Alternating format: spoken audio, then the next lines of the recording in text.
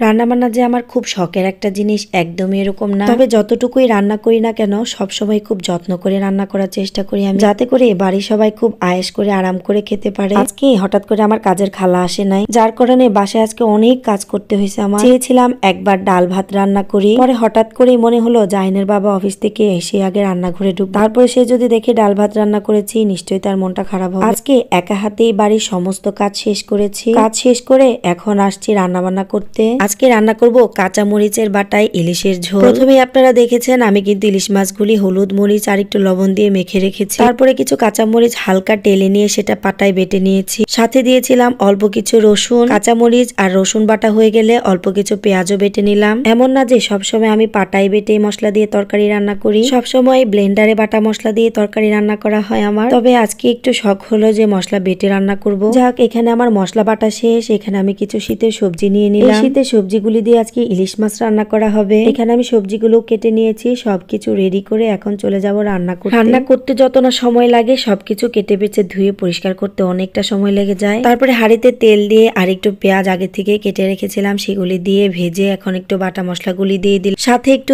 হলুদ আর ধনিয়ার গুঁড়াও ব্যবহার করেছি আমি। হলুদ মরিচ দিয়ে কিন্তু আমি মাছটা আগে থেকে মেরিনেট করে রাখছি, তাই এখানে আর মরিচের গুঁড়াটা ব্যবহার করলাম না। এখন মশলাটা ভালো করে কষিয়ে নেব। মশলাটা ভালো করে কষানো হয়ে গেলে মাছগুলি দিয়ে দিব এখানে। জানি না আমার ভিডিওগুলি আপনাদের কেমন লাগে, যদি আমার ভিডিওগুলি আপনাদের একটু ভালো লাগে অবশ্যই আমার পেজটাকে ফলো দিয়ে রাখবেন, আর যারা ইউটিউব থেকে দেখছেন অবশ্যই আমার চ্যানেলটাকে সাবস্ক্রাইব করে দেবেন। মাছগুলি দেওয়া শেষ, এখন এগুলি ভালো করে উল্টে পাল্টে আমি ভালো করে কষিয়ে নেব। ইলিশ মাছ রান্না করতে খুব বেশি একটা সময় লাগে না। এখন এটা আবার ঢেকে দিয়ে আমি এটা ভালো করে আবার একটু কষিয়ে নেব। মাছটা যখন ভালো করে কষানো হয়ে যাবে তখন এগুলি আমি মাছ সব উঠিয়ে রাখবো। ইলিশ মাছে যত মশলা কম হবে খেতে কিন্তু তত বেশি ভালো লাগবে, বেশি মশলা হলে কিন্তু ইলিশ মাছ খেতে একদমই ভালো লাগে না। আমি কিন্তু সব সময় অল্প মশলায় ইলিশ রান্না করি, আর আজকের ইলিশ রান্নাটা কিন্তু অনেক বেশি মজা হয়েছিল। মাছগুলি তুলে এখন আমি এখানে আলু আর ফুলকপিগুলি দিয়ে দিলাম। কিছুদিন আগেও এই ফুলকপির এত বেশি দাম ছিল, এখন বাজারে মাত্র 5 টাকা করে ফুলকপি পাওয়া যাচ্ছে, আর শীতে এই ফুলকপিটা খেতে আমার কিন্তু অনেক বেশি মজা লাগে। সবজিগুলি আমি ভালো করে নেড়ে চেড়ে কষিয়ে নেব।